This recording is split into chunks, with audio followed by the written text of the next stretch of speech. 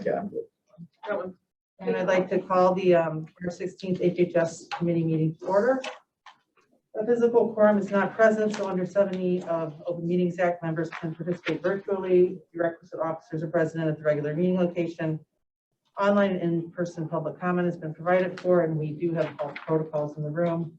So all votes will be roll call votes. So roll call, please. Chair Runahan? Here. Vice Chair Swarzy? Here. Member Selman? Here. Member Chaplin? Here. Member Desart? Here.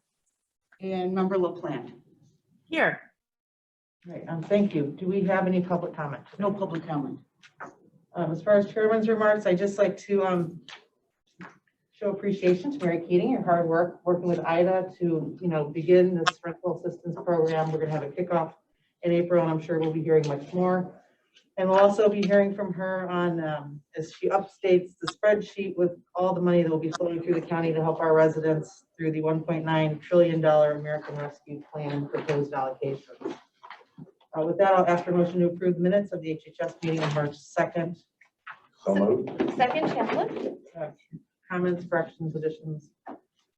Roll call, please. Member Swarzy? Aye. Member Selman? Aye. Member Chaplin? Aye. Member Desart? Aye. Member LaPlante? Aye. And Chair Runahan? Aye. Those are approved. I'll entertain a motion on FIR 18521, resolution appropriation of DuPage Housing Authority's Family Self-Sufficiency Program, $121,726.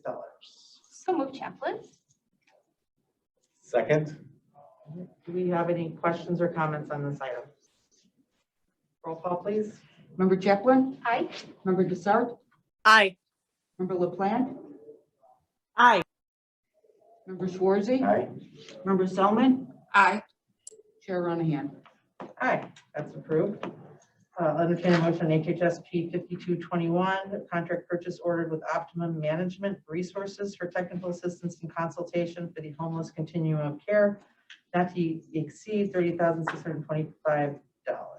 So moved. Second.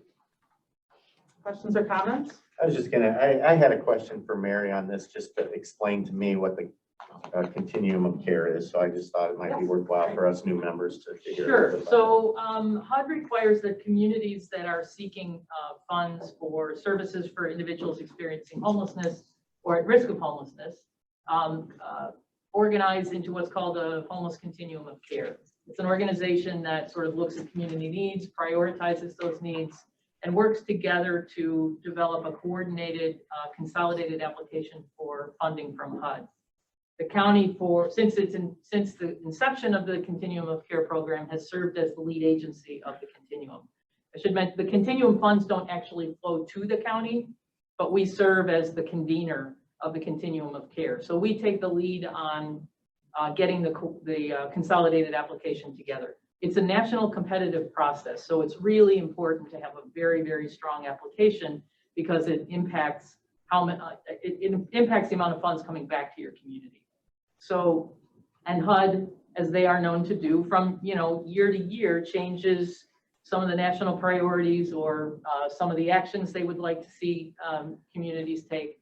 And so, as part of that process, we contract with Optimum Management Services. A woman by the name of Peg Whitelieski has been our advisor on this for quite some time. So Peg keeps on top of the federal regulations and assists our staff and the agencies themselves in preparing the strongest possible applications. Thank you very much. Member Desart, you had your hand up? I do. Thank you, Madam Chair. I just wanted to note that this item B and the next item C, both contracts started March 1st. I'm wondering if there's a reason we're seeing it now. It's just a matter of timing that we got the contract, I think in late January, early February. We had some discussions going back and forth. And so, while we try to get things on the agenda prior to the start date, we missed it on this one. Thank you. And it's the same with Metropolitan Family Services, since you brought it up. We received that request. However, they are currently incurring those expenses for hotel rooms for individuals fleeing domestic violence. And so For that reason, we started that contract March 1st. Thank you. Oh, thank you, Chairman. Is Candace King still with the Continuum? No, Candace King has been retired for about 2 or 3 Oh, did years. she retire that long ago? Yeah, she was not with the Continuum. She was the executive director of the DuPage Federation. Say DuPage Federation, Mhm. okay. And she's not with, is she with them still or no? The Federation, no, she is retired. She's completely retired, okay. Yeah, I think she's on the Housing Authority Board. Okay, so who now is, who's the contact at the Continuum of Care? Well, the Continuum of Care would be Well, you got, me, you guys, and then with the or Federation. Lisa Snipes is our Lisa Continuum planner. Okay, okay, because I know that when I was new on the board, it was really a great, I went and sat down with Candace, and she explained, I mean, she was the guru on everything homeless. She had all the statistics, all the numbers, but, you know, even giving them a call if you have questions, that they're a great resource, that Federation, and then, you know, Mary could help you with any kind of consumer care, but I always liked Candace, so. Thank you. Okay, thank you, Mary. No more questions or comments. Roll call, please. Member Schwarzy, Aye. Member Solomon, Aye. Member Chaplin, Aye. Member Desart, Aye. Member LaPlante, Aye. Chair Renahan. Aye, that item passes. I request a motion to approve HHS 5321, a contract purchase order with Metropolitan Family Services DuPage, provide domestic violence, homeless residents with temporary housing under the Community Services Block CARES Act, March 1st, 2021, to September 15, 2021, not to exceed $120,000. So moved. Second? Any questions or comments on this item? A roll call, please. Member Schwarzy, Aye. Member Solomon, Aye. Member Chaplin, Aye. Member Desart, Aye. Member LaPlante, Aye. Chair Renahan. Hi, thank you, that's approved. And I'll request a motion to approve HHS 25421, a contract purchase order with Northern Illinois Food Bank to provide food and household supplies to help prevent COVID-19 spread and alleviate financial stress due to COVID-19 under CSB CARES Act, not to exceed $150,000. So moved. Second? Questions or comments here? A roll call, please. Member Schwarzy, Aye. Member Solomon, Aye. Member Chaplin, Aye. Member Desart, Aye. Member LaPlante, Aye. Chair Renahan. Aye, thank you, that's approved. I'll request a motion to combine items 7A, B, and C. Request that, oh, that's good enough. Do we have a second? So moved. Second. All right, questions on combining these? All right, roll call, please. Member Chaplin, Aye. Member Desart, Aye. Member LaPlante, Aye. Member Schwarzy, Aye. Member Solomon, Aye. Chair Renahan. Aye. Those are combined. I'll request a motion to approve FIR 18621, which is a CDBG FY21 Community Services, $9,656,830. FIR 18721, acceptance appropriation of a home investment partnership grant FY21, $5,544,667. And FIR 18821, acceptance appropriation of ESG FY21, $542,824. So moved. Second? Questions, comments? Mary, can I just throw that to you just for a second to shake this out a bit? Yeah, so what this is the process that we go through to accept the funds from HUD and establish a line item in the county budget. The actual amounts of the annual grants are not as large as are listed on the agenda. And if you look at the resolution, it very clearly lays out what the new money is and what the carryover from prior funds is. So the CDBG is actually about 3.8 million in new money. Home is about 1.8 million in new money, and ESG is about 300,000 in new money. So because of the way the county budgeting process works, we have to establish a single county budget for our current grant year as well as any prior grant years that we're still working on spend down. All right, thank you. I think that helps us, see the overview, right? So, any questions, comments? All right, roll call, please. Member Schwarzy, Aye. Member Solomon, Aye. Member Chaplin, Aye. Member Desart, Aye. Member LaPlante, Aye. Chair Renahan. Aye.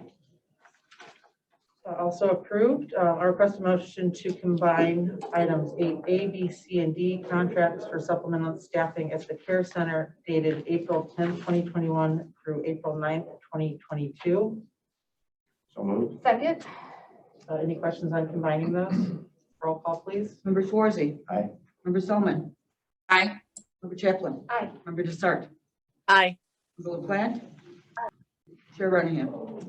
Aye. I request a motion to approve items HHSP 5521, purchase order with Maximum Healthcare Services not to exceed 900,000. HHSP 5621 with Bright Star Care and Central DuPage Wheaton for supplemental staffing not to exceed 350,000. HHSP 5721 with Delta T Group Illinois for supplemental staffing not to exceed 225,000. And finally, Nova Staff Healthcare Services, HHSP 5821, not to exceed $225,000, also for supplemental staffing. So moved. Second, Questions, comments? Oh, here we go. Member Schwarzy. So my question is, as far as staffing for the DuPage Care Center, I think last meeting, Janelle, you had mentioned that we have maybe 400 and some odd staff there. Are they all hired through contracts, or do we have actual employees that work for the county? So we have about 384 staff members for the care center. And then we have contracts with agencies to provide and augment our staffing through the agency listed here. And what percentage, I mean, I see the monetary amounts, how many Right. employees does that include? Off the top of your head? Well, given that last year's COVID, I mean, this is obviously based on a contract going forward, based on data from a very strange year. So I would say at any given time, we're running about 5 to 7 agency CNAs on like day shift and maybe 3 to 5 on PMs and then a smattering on nights. So, but again, that COVID has altered, we had to cover our own staff being out with exposure cases and whatnot for the year. So the reason why we expanded it to 4 and these amounts is because we tend to have agency providers that come in with a lot of gusto and they're going to provide all your needs. And then they get a new contract for someone down the street and then they can't provide us the staff that we need. So we're scraping with the providers that we've had when they don't have staff available. So we did a thorough review. I know my director of nursing was very involved and we have 4 providers here. So that will help us avoid that scenario in the future, hopefully. And the last question, thank you, is they're very similar in pricing, but there are differences in pricing. What's the purpose? Is it just making sure we have the manpower and each contract just happens to charge different versus doing them all with one contract? Right, yeah, they all have individual components and also based on their ability to provide or who has been able to provide. We also have used Maxim or 1 particular or 2 particular providers because we had to submit a plan for emergency or crisis contingency staffing related to COVID to the Illinois Department of Public Health.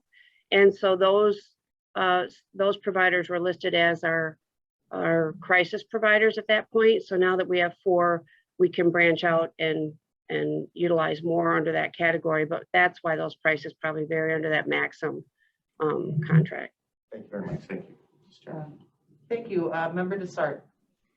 Thank you. I am so glad that we're having this conversation. I'm wondering, are there industry standards, kind of touching on what Member Schwarzy said, are there industry standards for hourly wages? Because I'm noticing here, for example, Bright Star pays the highest RN wage at $70 per hour, which is 34.6% above the lowest RN hourly wage at $52 per hour at Delta T.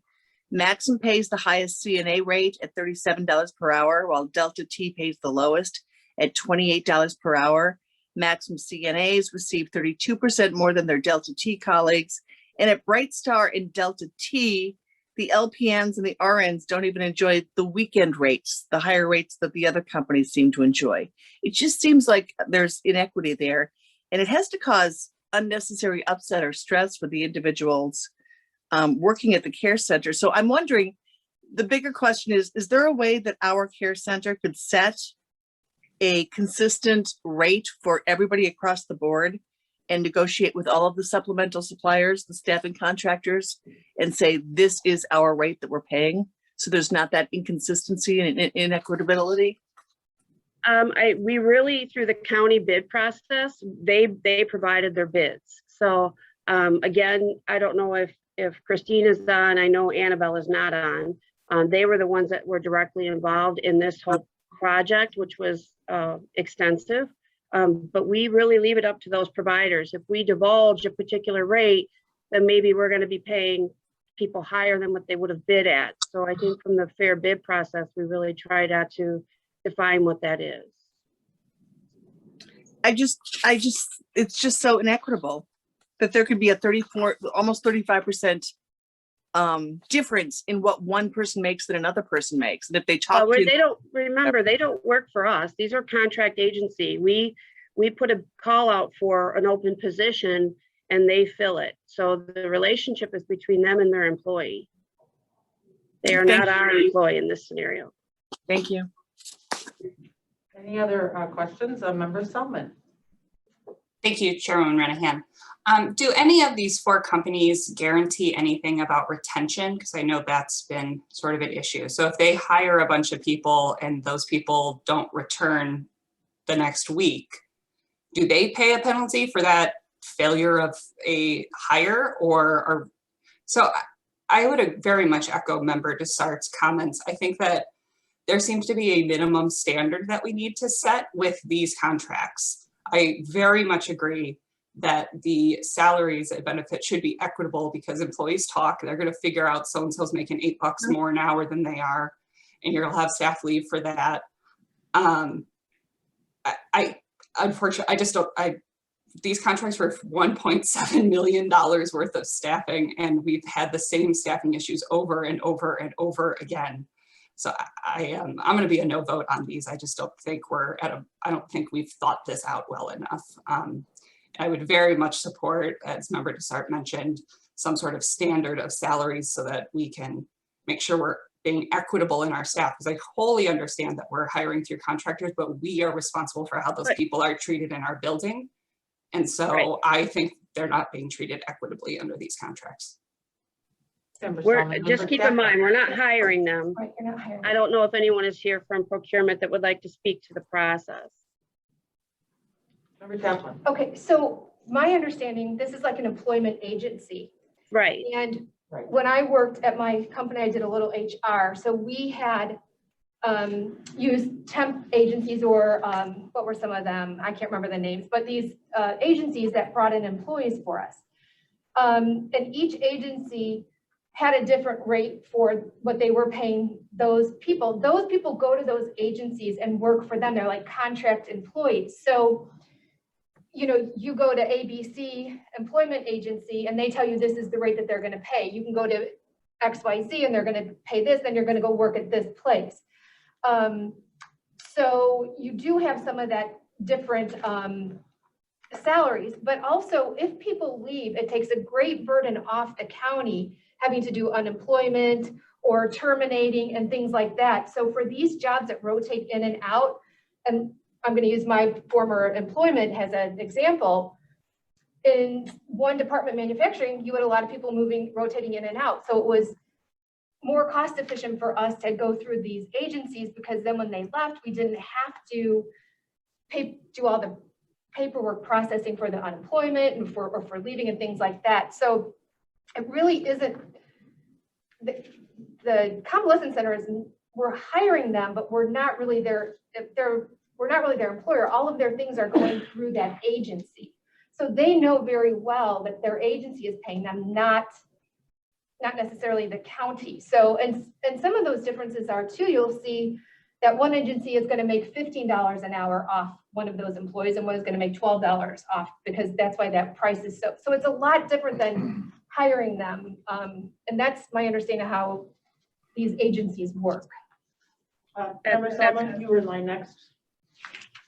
Thank you. Yeah, just to follow up, I too have worked in places where you have temp staffing and very much agree at the benefits of the hiring costs, but all the detriment still lays with the employer. So the turnover, the retraining, the having to do all that, that's still the employer who's doing that. That's not the staffing agency. And the income inequality is also still an issue because, like I said, staff will talk to each other. If some person's making $12 an hour and the other person's making 20, they don't care that their agency is making money hand over fist. And that's really a concern we should have, that we're paying $28 an hour. But when we see the payroll things go through at county board, people are making 12, 13, 14 bucks an hour in their actual pay. So yeah, there's a place for these, and I'm not saying we should never have staffing. Of course you need that flexibility, but having 4 to the tune of $1.7 million when our staffing issues have continued to be exacerbated, I think further investing this way is not a productive strategy for us.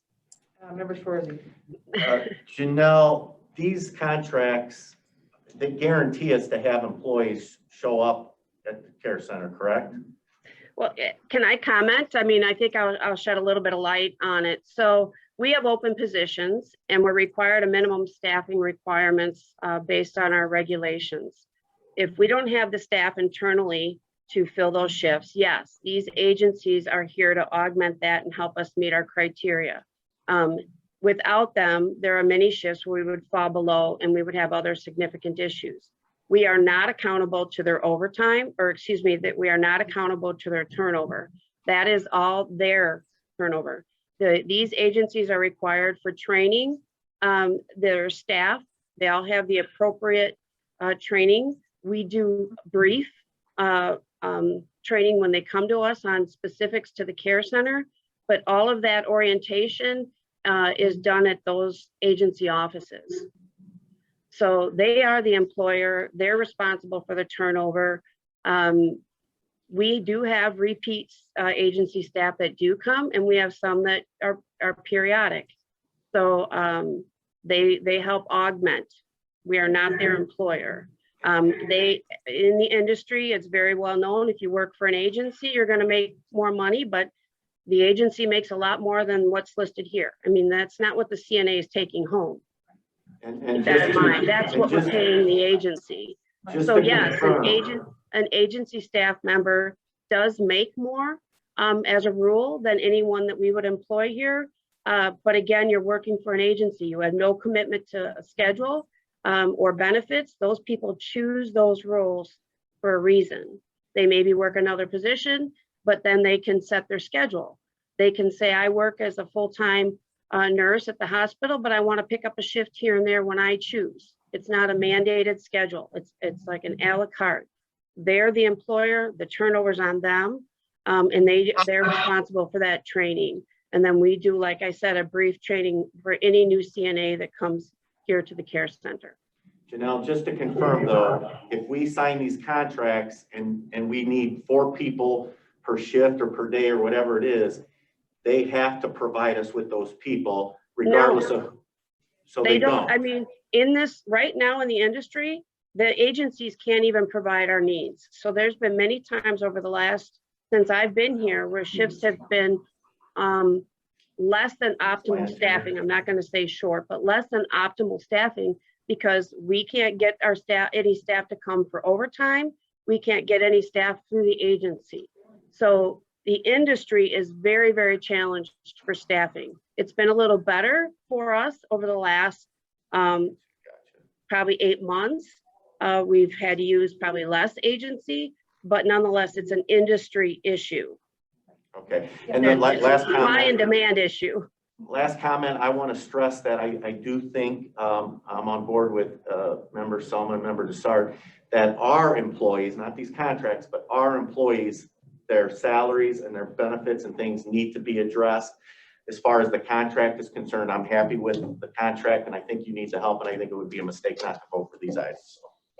Yeah, so also keep in mind, we're in the middle of union negotiations. So all of those rates for those employees that you're speaking of are under negotiations at this time. Great. And I would you know, Right, Member Chaplin? Yeah, and then we're just gonna- really quick. And I just want to point out, Janelle, you pointed out some of the things. The industry, the healthcare industry, especially CNAs and nurses, has a huge shortage. It So going with these agencies is really a wise decision. And we're not necessarily paying that $900,000 amount. It's up to, if we spend up to that amount. It's not necessarily, we're paying all of them these amounts. You know, we might go to the first one and they may not have nurses that day or CNAs, but then we go to the second one and they provide us with them. So they're not getting paid unless we use the service. correct. So keep that in mind too. This isn't actually, we may use half of what this money is here. And as for the salaries at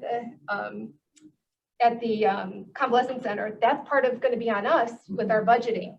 So if we want to make that a priority, we need to, you know, it doesn't all fall on Janelle, it falls on us as a priority of the board. If that's where we want to put our money, we need to make that a priority, so.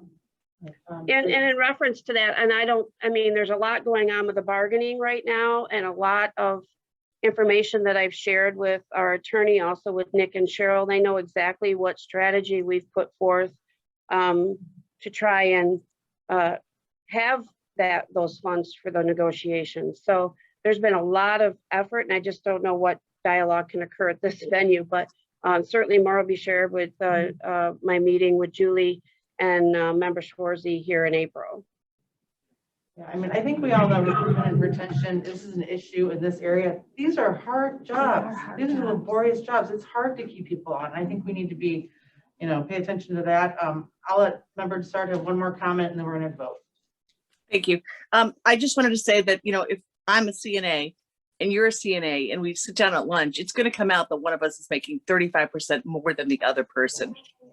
So I do love that we're having this conversation, and I think that we should check with procurement and see if we can set standards, because when it comes down to somebody making 35% more, even if they're a contract employee, we have to be responsible for the attitudes of the staff in our facility.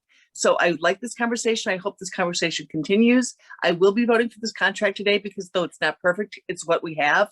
But I would love this conversation to go further and see if we can have a more equitable pay system, even for our contract employees. Thank you. Thank you, everyone, for your conversation, and we'll take a roll call, please. Member Schwarzy, Aye. Member Selman, No. Member Chaplin, Aye. Member Dessart, Aye. Member LaPlante, Aye. and Chair Renahan. Aye, those pass. I'll request a motion to combine items 9A, B, and C under budget transfers. So moved. Second? Questions on combining these items? Roll call, please. Member Chaplin, Aye. Member Dessart, Aye. Member LaPlante, Aye. Member Schwarzy, Aye. Member Selman, Aye. and Chair Renahan.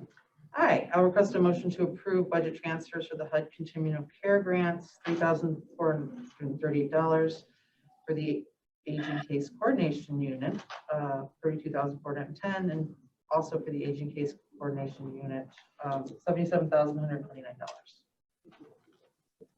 Motion? So moved. Second? Thank you. Questions, comments? Roll call, please. Member Chaplin, Aye. Member Dessart, Aye. Member LaPlante, Aye.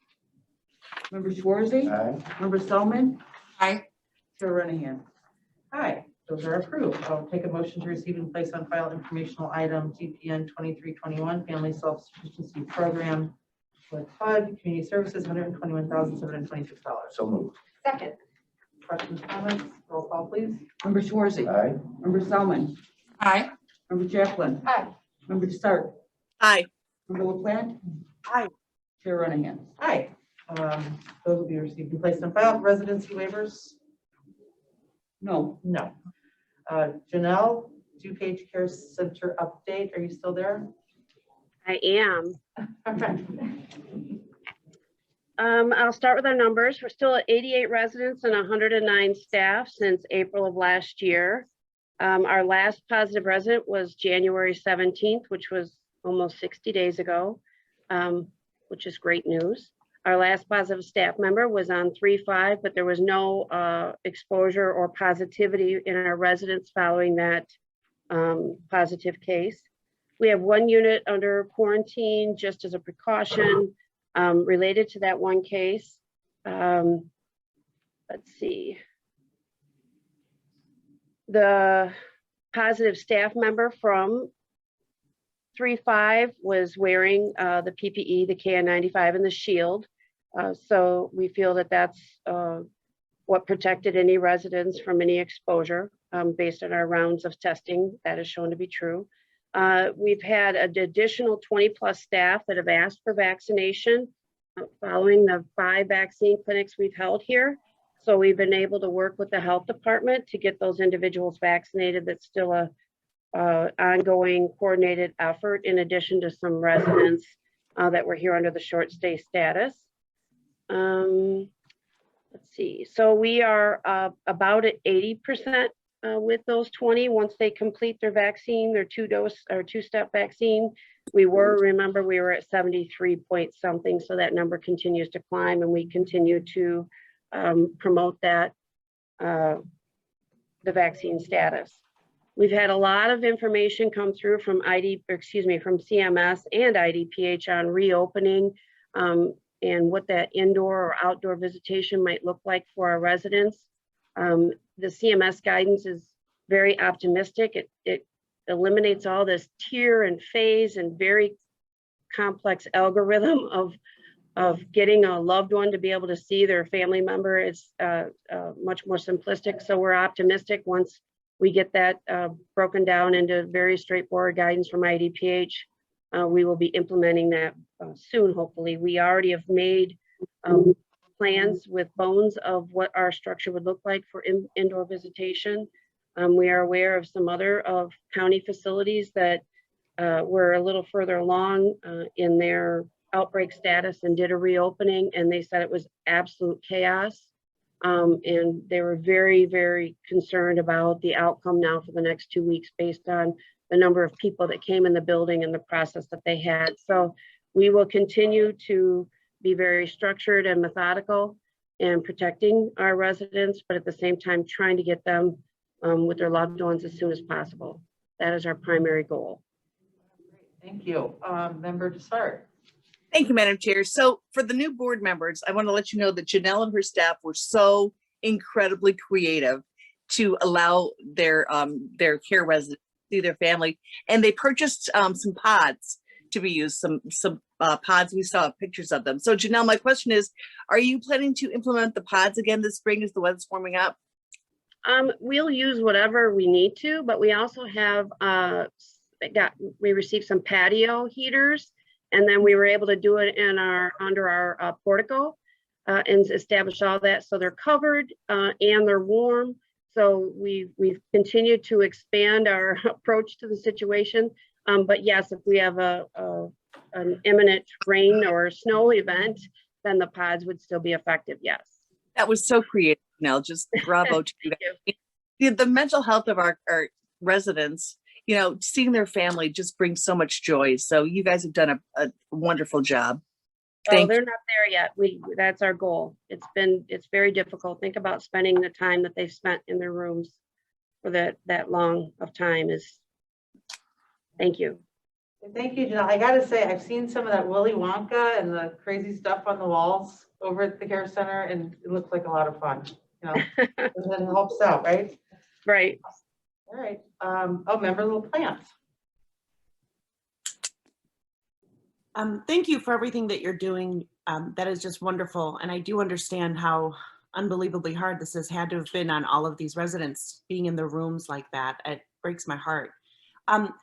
I would just love to hear, can you please explain how you are building vaccine confidence to try to get that last 20%? Can you please walk us through how you were able to raise it from 74 to 80, which is great, and what you're doing to still raise it from 80%? So I think, to be honest, I think the fact that they're wearing that mandated PPE is not comfortable. So I think that it wasn't the intent to enforce that to drive the vaccination. However, that's a side benefit. The goal of that additional PPE is to protect the residents. And that has shown to be effective in the one case that we've had. So, so there is that. Obviously, we do a lot of education through the CDC and then the health department, even our bargaining unit has also done some education with the staff. So it's just repetitive information. A lot of them wasn't that they were totally unwilling, it's that they just want to wait and see is what we hear the most. And so I think that's what we're seeing with that transition of people. Can you explain, if you know the answer to this, what are they waiting and seeing for? Like, what is their? They want to wait and see the impact on the vaccine on others. Interesting. And, I'm rendered speechless. And is there any other specific help that you would like, or anyone that you can think of that if we could bring in to help address those issues? Is there some way that we can reach them and understand that a wait and see approach is actually not going to work? The health department has even been willing to do one-on-ones for us if we need. So I think we have the tools in our toolbox. It's we're seeing some like efficacy from it, and we're just going to continue to push. Okay, I think that's a wonderful idea, that one-on-one, and I encourage you to take them up on that, because that's exactly right. what they need, is someone to connect all the dots for them. So. Right. So I'm on an ECHO call. We're involved with national agencies in relation to many issues, but I'm on a call with an epidemiologist on once a week, and so our facility was chosen to do a case study, and I did that last week, and I explained everything that we were doing. He was very pleased and very impressed. He's very aware of the hesitancy, and he too was very surprised at our percentage compared to the industry. He speaks to about 40 to 50% for vaccine in healthcare, especially among the direct care staff. So he was pleasantly surprised at the percentages that we were seeing. So we get suggestions from them as well. It's called ECHO. There's an acronym for everything. So, but so yeah, we're definitely, I can't share everything with you guys, but there's so much. So I know we're under COVID, but normally I would have the board members come over and be able to share information about the facility and our background and to kind of bring everyone up to speed, the new members, and we've just not been in a position to do that, but hopefully we can soon. Great, thank you. Thank you, Janelle. And I'm going to move on to Mary Keating. She's been waiting patiently here to give us a community services update. Thank you. Thank you. In the interest of time, I'll just give a couple of quick updates. The first is thanks to the entire board for supporting the IDA IGA last week. We've had a kickoff meeting with IDA staff regarding marketing. Joan Olson and her staff will be involved, as well as community services staff. As soon as I have the marketing materials prepared from IDA, it will be an all-out blitz. I'll be asking all of the board members to get information out. We're sort of developing our strategies for how are we going to reach landlords and real estate agents and tenants and really the community at large. So I'm hoping that our first meeting in April, I'll be able to give a much more thorough update on the IDA program. As Member Renahan mentioned, the spreadsheet that I presented 2 weeks ago was out of date within about 2 hours of my presentation. I learned that the American Rescue Plan had funds for the home program that I was not aware of for about another $6 million. It also has there's a new water assistance program coming from the federal government. We're not really sure how much we're going to get. We think it's going to be at least $2 million. We had a call with our staff along with Nick Kottmeyer and Sean Reese yesterday to talk about the county, certainly the county as a water provider, and how could we work with the county billing staff to make sure that we're reaching out to folks who are behind, and also talked about strategies for making sure that we can communicate with the over 45 different water providers that there are in the county. The American Rescue Plan also has an additional pot of rental assistance money, probably about another $20 to $23 million in rent assistance. There's also funds for the Older Americans Act, which is our senior services unit should anticipate getting some of that, as well as additional IHEAP and weatherization funds. I don't know the exact dollar amounts, but it continues to be a tsunami of assistance that is coming through our department. So it's going to be an extremely challenging year for the Department of Community Services to effectively administer these programs and get these funds out into the hands of the residents who need them. So I'll keep you updated as I know the dollar amounts, but suffice it to say there's buckets more of federal funding coming. I know we're pressed on time, just real briefly. I mean, you're going from a $27 million budget to having $100 million that you need. I mean, do you need, I don't know what powers we have, but it sounds like you might need help. Is that? Yeah, we got this. Yes, so it's a real challenge. And it's a challenge we've always had to find folks who have experience managing federal grants. It's not something that we typically, it's very, very rare that we get an applicant who has experience in managing the grants that we work with. It's been a problem forever, and now it's exacerbated. We're going to have to get creative and figure out, are there consulting organizations that we can work with? Are there ways that we can shift workload? The board has always been supportive of adding staff when it's grant funded. I think the challenge is we're talking about potentially, we saw this in 2009 with the ERA funds, where we had, this giant influx and folks just had to work like crazy. So we could bring some staff on, but these are typically maybe a 2-year stint, 3 maybe at the most. So it's a challenge, and we're going to have to get creative. The management team is really going to have to come together and figure out, are there things that we can streamline? Are there things that we can delay?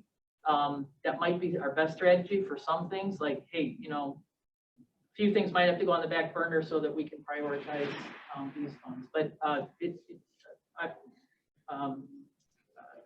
suffice it to say, it's going to be a very challenging year for the staff. Just please let us know what we can do to help. So, right? Yeah, we had this conversation yesterday. I mean, working with places like IDA, there are partnerships forming. I mean, other counties are also out trying to outrun the avalanche of money.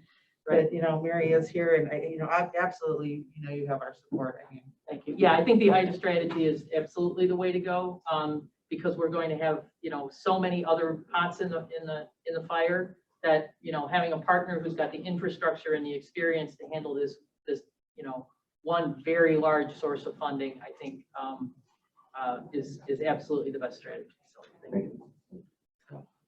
Thank you, Mary. Do we have any old business? Do we have any new business? I'll take a motion to adjourn. So moved. Second, anybody? Second, let's stay a while. Second, sorry. All right, thanks, Ashley. Roll call, please. Member Schwarzy? Aye. Member Selman? Hi. Member Chaplin? Member Desarge? Member LaPlante? Aye. And Chair Renahan. All right, thank you all. See you next time. Thank you.